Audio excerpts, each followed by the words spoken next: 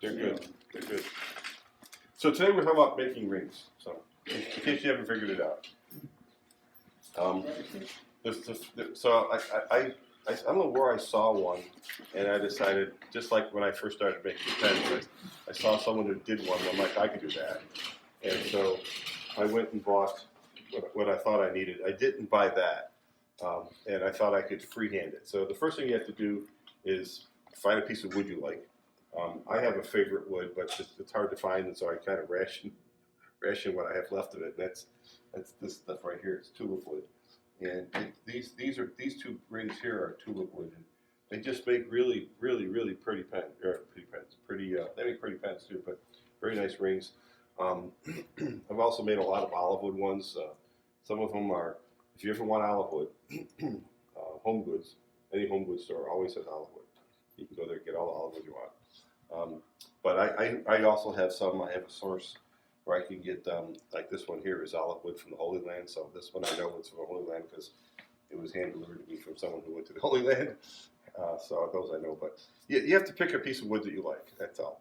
And these are just some examples of various pieces of Osage and Purple Heart and olive wood and black walnut. And I don't know what that one is.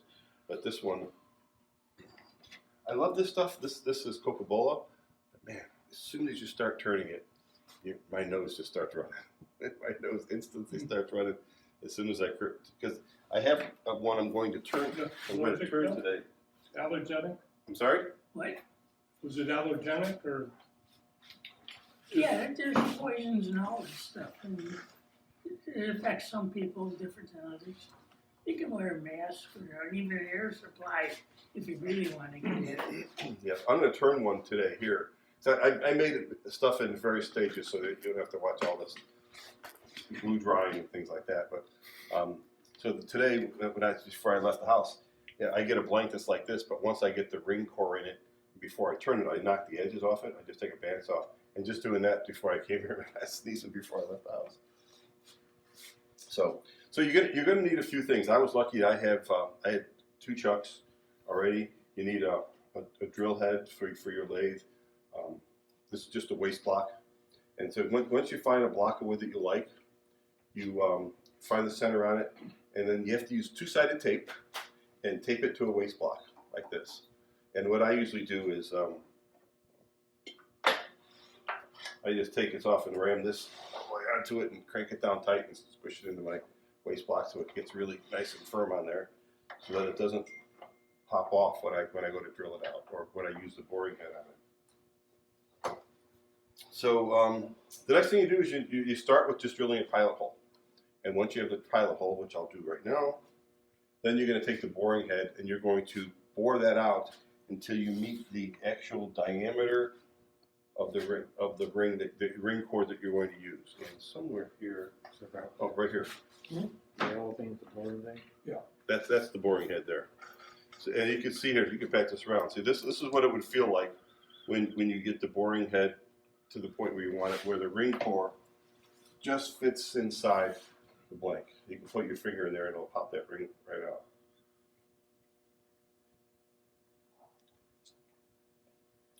So I'm going to go ahead and drill this out. Nothing too fancy about this.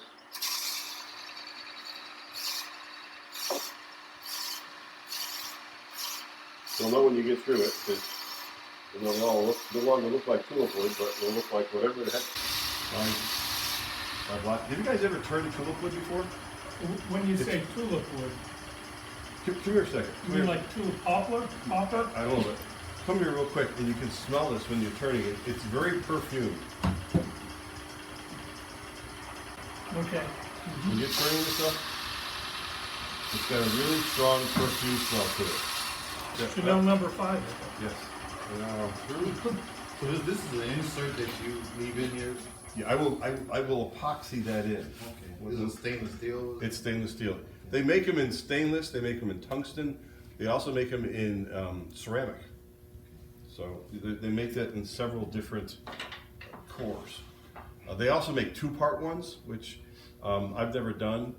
Some people don't like them because when you put it on, you can feel the seam on the inside of your finger.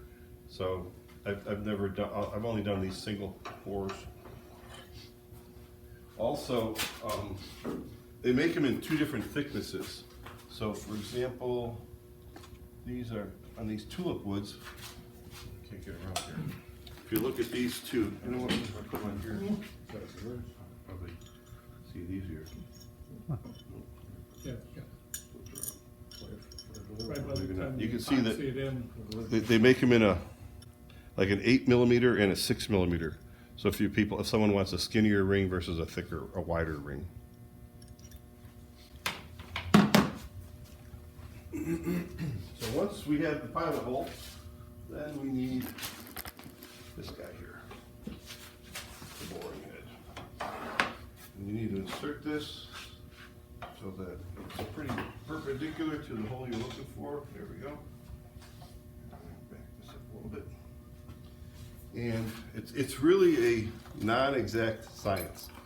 It's all by eye. So there's a Allen screw here, and that takes this boring head and shifts it to left or right. So every time you turn it a little bit, it moves it a little further, a little further, a little further, so you can bore out. So I gotta back this out from the last time I made one.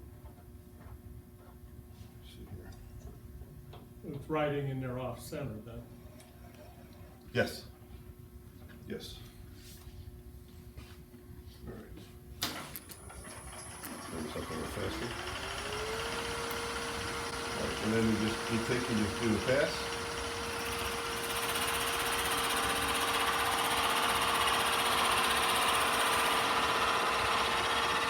And I already know that it's not enough, but I got some sawdust built up here.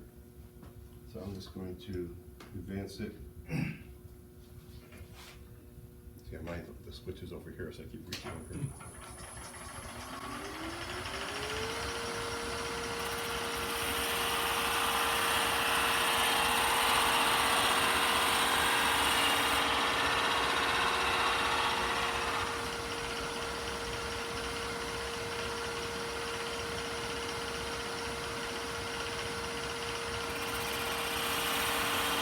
And as you're doing it, you can see it peeling right off. You can get a good idea of how much you're getting off, and then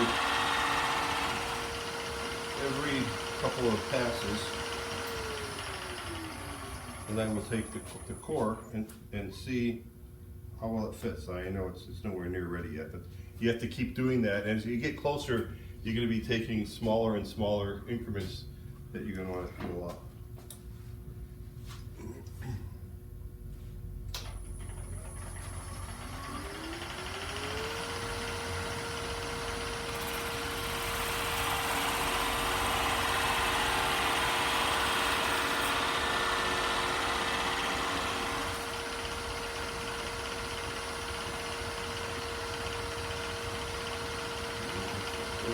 And loosen it up. Let's back it off to the front. Yeah.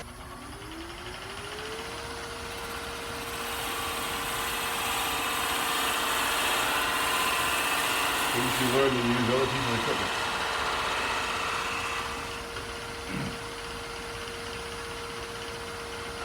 And when you're that far back, it's trying to inject the, It's also a little loose. You got it. Yeah, it's a little loose. okay. The cylinder inside. If you lock it with the setup. You can't lock it because he's turning it. I gotta He's let gotta it. move in and out.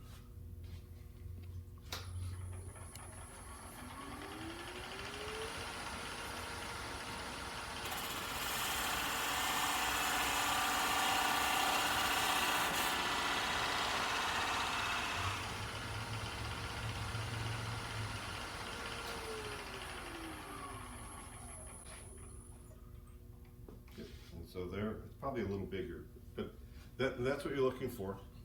And then once you have that, then you would take and you would epoxy it. So somewhere around here, I have a syringe of. Right here.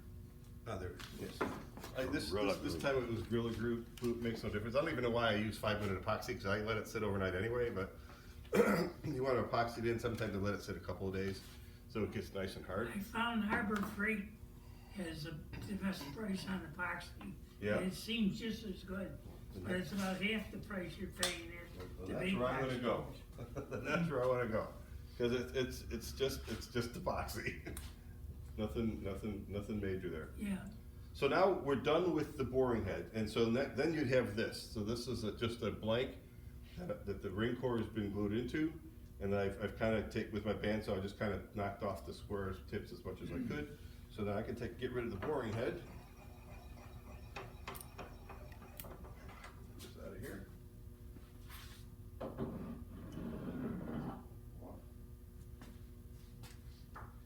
And then, do you guys have a skew? Sure. Not much of one. That's right. I'm just gonna use it to pry this blank off. Oh, Yeah, that works.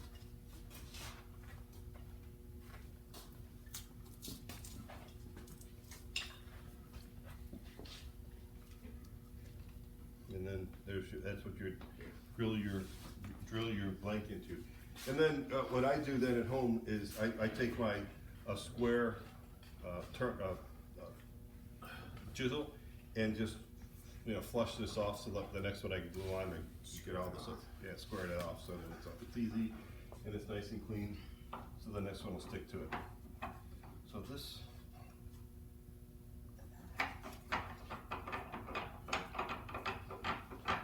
Ring, which I'm not sure what they, ring chuck, that's what technically what they call it. And that's what holds, you can do this two ways. You can do it, like you can get a bushing like you do a pen, so that then they would have one for basically every size ring. It seems like you gotta buy a lot of them.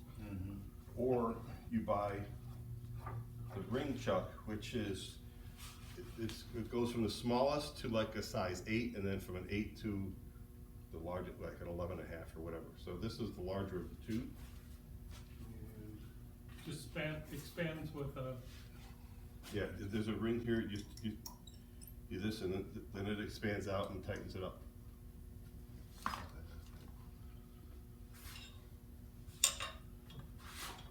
And you just turn that puppy around. I haven't broken one of these in a while, so I guess I'm due today to blow one up. I was gonna say, Yeah, avoid the direction. Yeah. Let it just go. Yeah, I'll try to avoid that. Did that? Did not come flying across the which time?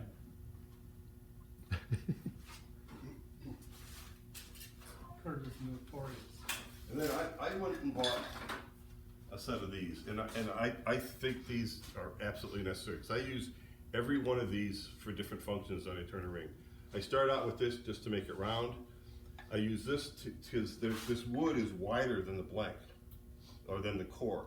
So then I use this to bring it in as close to the core as possible. And then I use this one to really bring it so that at the end of the day, I'll be turning it so it's just touching the stainless core. So that way I can get enough, make sure that the wood is flush with the steel core. Trial and error. I mean, I wasn't perfect when I did the first one, I guarantee it. All right. So, I gotta just make sure that I'm at a good height here. Go high.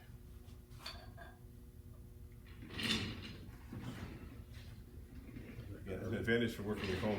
I never have to readjust anything at home. Oh, that's true. Yeah, those are carbon. There we go. Yeah, and the other thing is, I went to buy some extras of these on Amazon, and they were really, really tiny. So I guess I didn't know they came in different sizes. So I guess Oh, yeah. I'm gonna have to go someplace and actually take one with me when I go to replace it, and I'm sure spend way too much money on it. All right.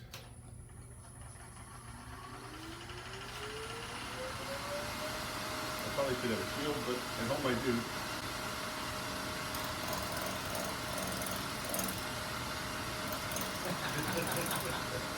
What? Remove heat. I'm getting further and further away. I'll also say, if you look at some of these, like this one's a little flat, I guess. But it's up to you guys when you make these how you want. If you want them to have a flat profile or a rounded profile, it's up to you guys. I've done some, the first couple I did were rounded, and then I did some flat. My wife said, why'd you stop making them round? Go back and make them round again. So I kind of do a little of both.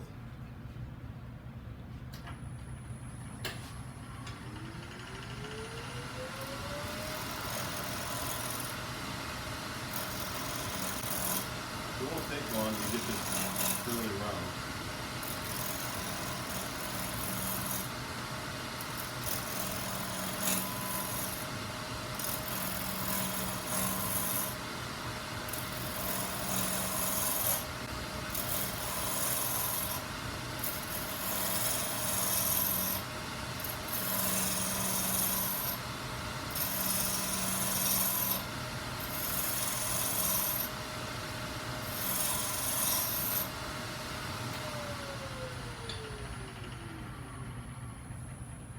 So then I'm looking at this, and I go back and forth. I take these off quite a bit.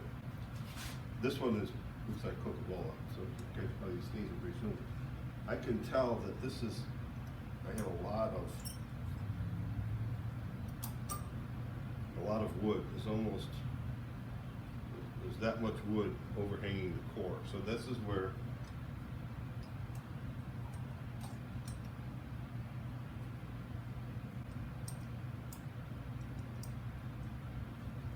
With that chuck, is there some type of a stop? there's ridges.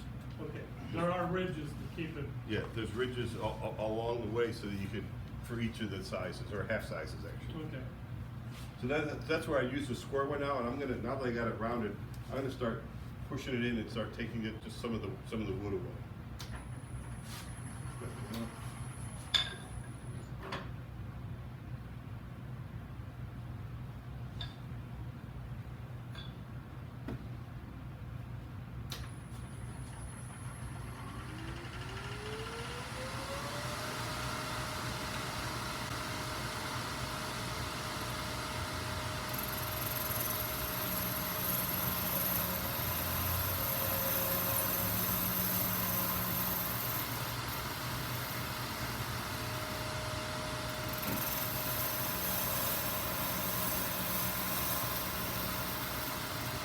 White is actually the epoxy.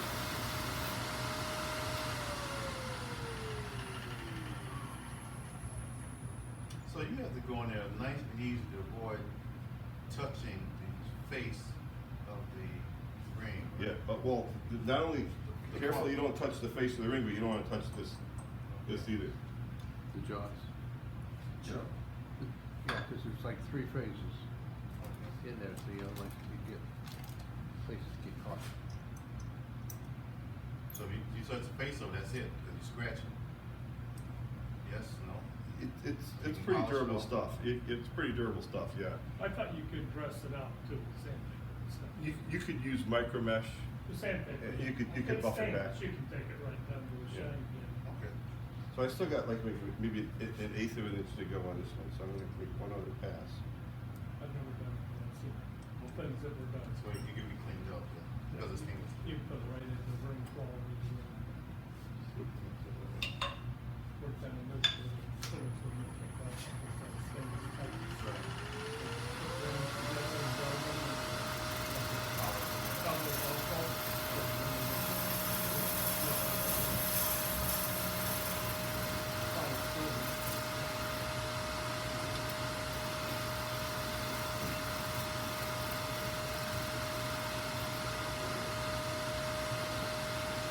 All right, just keep rounding it down a little bit.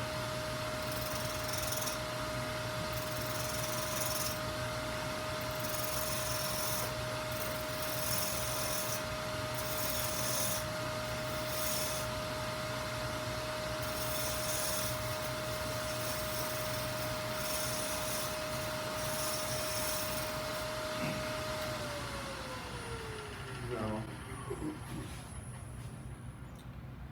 that's just the epoxy. So get that off. So this will peel off. But this is where, like, it's actually a pretty tough little piece on it right now.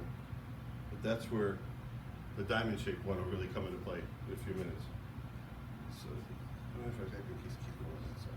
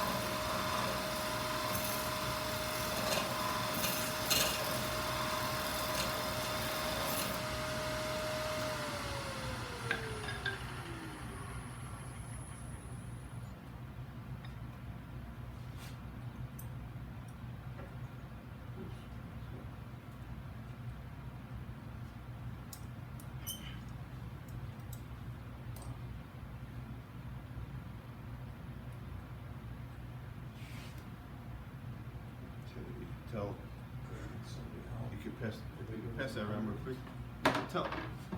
You can tell, it's getting really close We now. really don't need anything, right?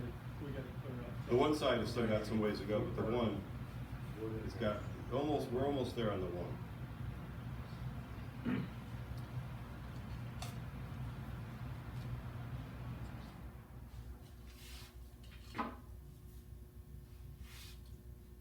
Just a little bit of stuff pops sometimes. Still have a bunch of it that's smelling cut up. This doesn't seem like it's in here. Squares. Fist my pinky. Regular CA. So even with my pens now, I can, I used to have to put a finish on and let it sit overnight. Right. And it's done.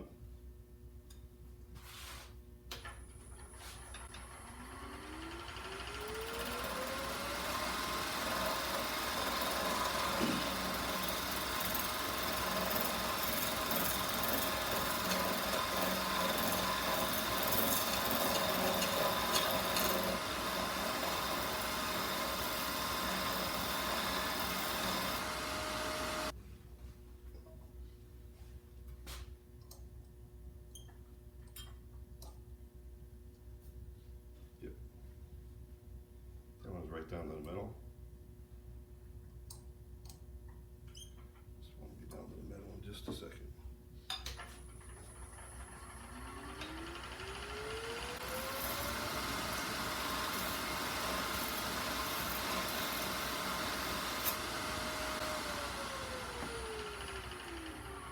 Now I just need to finish the profile on it and get it to where I want it.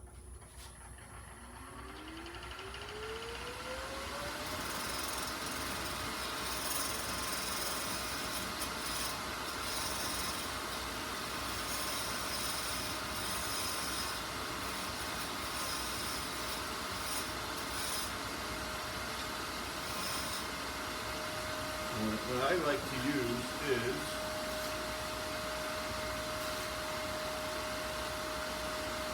rubbernet. You guys use that? This is it's an abrasive fabric, and it comes in various different grips. For rings and for pens, I go 120, 180, 240, 320, and then 400. And it's really nice stuff. You can get it in sheets, you can get it in rolls.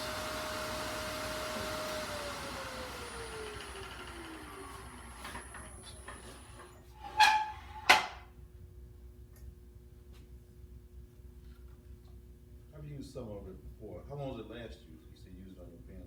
It depends on how aggressive you are with it. So I used to use 120 as my final sculpting, I like on pens, and then it'll burn through it pretty hard. But if you sculpt it most with your chisel and just using it literally just to start buffing up the finish, it lasts a while. But I will say, so I bought a box that has like 4 sheets of 120, 4 sheets of 240, 4 sheets of 180, and I have everything else in there but 120. So I just bought a whole roll of 120. And I figured that's the one I'm going through the most of, so I'll just buy a bunch of 120.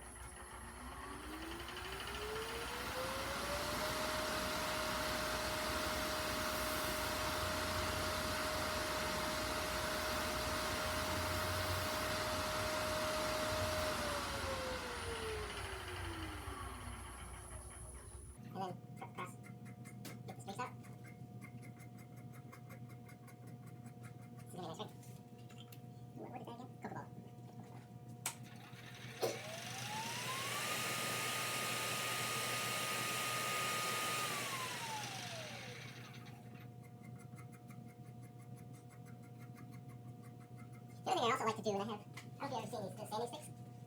Yeah, this little sandpaper sticks. Yeah, they come in various different grits. I like to take a fairly aggressive one. And just use it on the side of it where it kind of meets the metal, just to make sure that there's no pieces of glue or anything sticking out.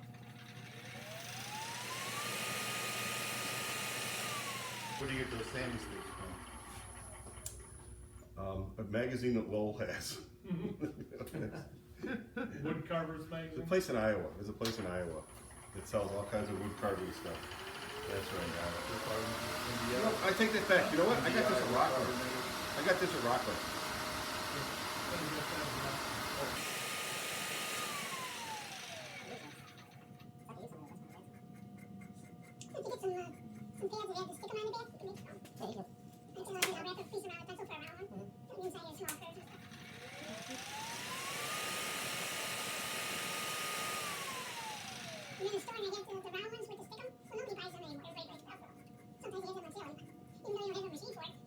Yeah, everyone has Velcro on one side.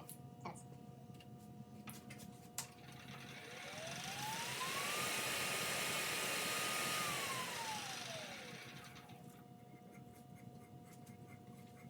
Okay, so That's all the sanding I need to do. Now I just have to finish it. And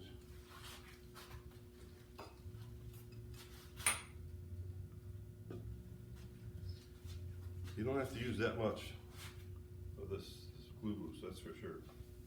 I gotta turn this puppy down a little bit.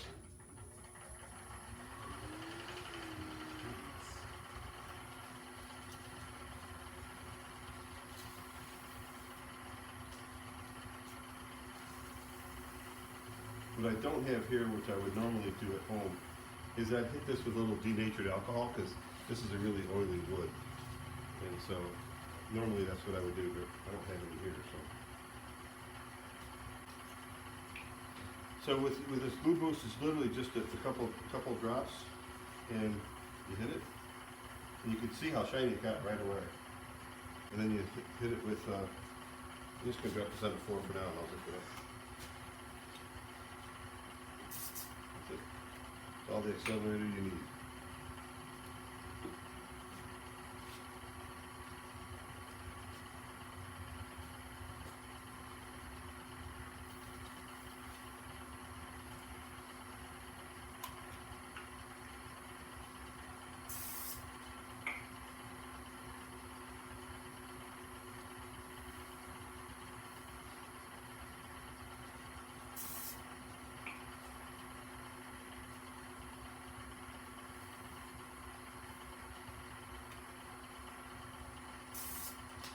The other thing I usually do at home is I wear rubber gloves, so I don't get all the CA stuck on my fingers.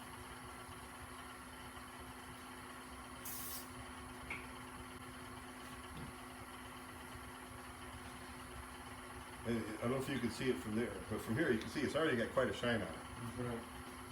And we haven't even gotten to the buffing phase yet.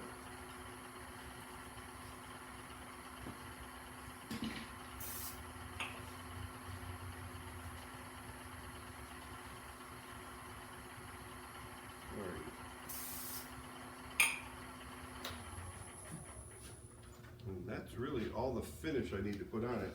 But here, if you guys want to come up here and take a look, you can see it's got quite a sheen to it. All right, actually I can take it off. Never mind, you guys. A little cocoa bowl. Yeah, it's nice stuff. Oily, but it's good. You can see it's got quite the Takes a nice sheen on it already, and we haven't even polished it yet.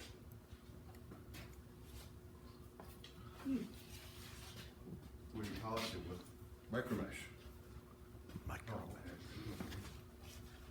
Need some water? I brought a bottle. And I brought some aluminum foil here so I don't get your bed too wet. There's some rags over there. I'm sorry? There's some rags over there if you wanna lay them out. We've already seen it, but Yeah. You guys use micro mesh? This is great stuff. It goes from 1,200, no, 12,000? It goes from 2,400 to 12,000 grit. And it's really designed to be done. Use 3,000 What? current. Hmm? Use 3,000 above the current. That's 12,000. 4 times.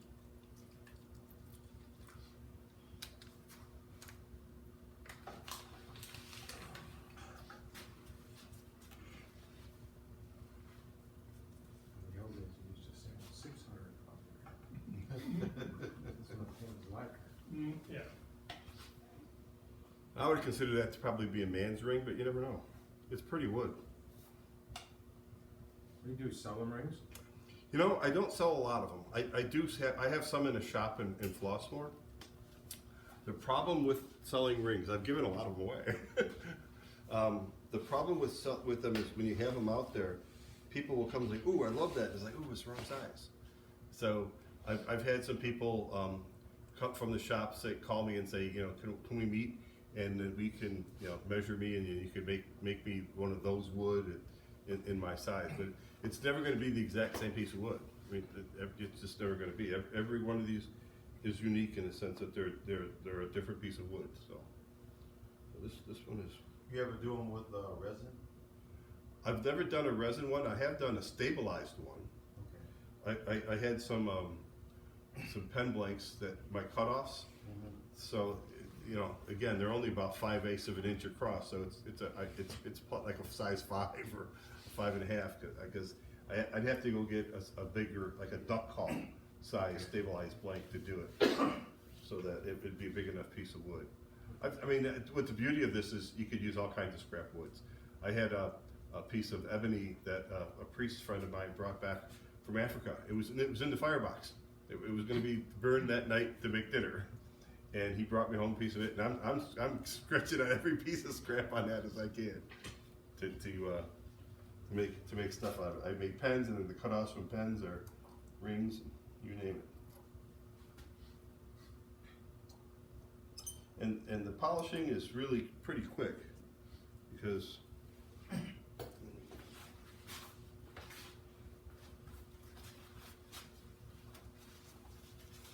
it's, you know, quite frankly, it's just not a lot of wood there.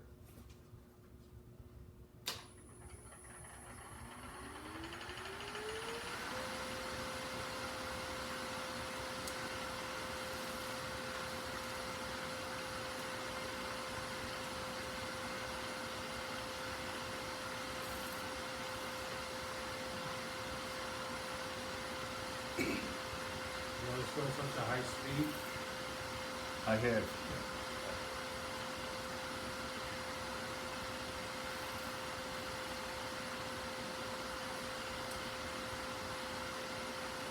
That's what I've always done with my pens, and I just carried it over with my rings.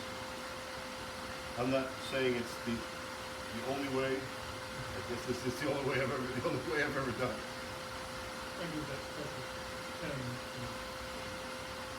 You just barely have to use the way he has the surface is pretty good. Sometimes with pens there is some relay to it. So I'll use the first pad to get it down and even. And then after that, it's just a matter of like touching it with each one. It's a soft pad. Pardon? There's a pad in the back. Yeah, it's a foam back. And Right. And there we have a completed ring. If you don't think if you look at it and say, I want it to be brighter, I just put a couple more coats of CA on it, and I start the buffing process over. But it goes pretty quick. I'll pass them around. Now, do you buff it on a buffing wheel at all? I never have. Probably 'cause I don't have one. I'm not adverse to it, but I don't have one, so I've just never done it. What wood do you use mostly, or just whatever scraps you have? You just Well, I wouldn't say whatever scraps I have. I really love the tulip wood a lot. So I've made a lot of tulip wood. I've made a lot of olive wood. okay. I've done some cocobola, some purple heart, because you know, when I first started out, my sisters and some of our friends are all my test subjects. I gave them all one, and I was like, I want you to wash dishes, you know, I want to know what they're gonna look like 6 months from now. Right. Yeah, so, and they both my sisters want a Purple Heart, and I've done, again, some of the stabilized 10 blank ends I've turned, so. They got one. Yeah, here, this is one, this one got too thin, so this one's probably gonna be a cordless one, well, maybe not here. Jim got for Christmas. The other one just had a. That's a Wipe-on a polish. piece of an old pen blank that, Oh, what is this? Stabilized what? that's a box elder burl, it's a double die box elder burl. Okay. You're just, as far as graining, just whatever's pretty, you know. Whatever looks pretty, yeah, With the core in it, you probably don't have an issue with it. yeah, I have found that end grain isn't as pretty as side grain. So if I turn them, just off of so if I have a board and I'm cutting on the flat end of that board, it's not as pretty as if I get a big square one where I'm actually drilling through it crosswise and then I'm displaying the non-end grain.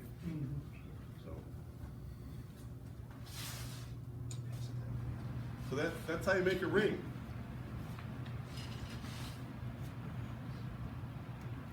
Biggest thing is for me, I was lucky enough to already have 2 chucks, Stabilized guy. and then all I had to do was get the boring head, and I already had the drilling bit.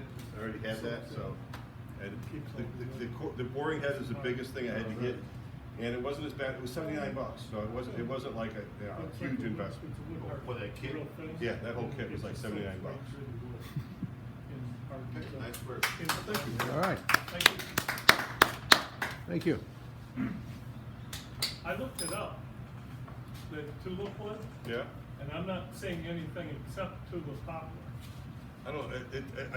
I got most of 99% of my tulip wood I got years ago at Owl Lumber. Okay. Did any of it have like a greenish tint to it? No, it was all this stuff. You ever use bloodwood? Which I one love is blood. it? This is tulip wood right here.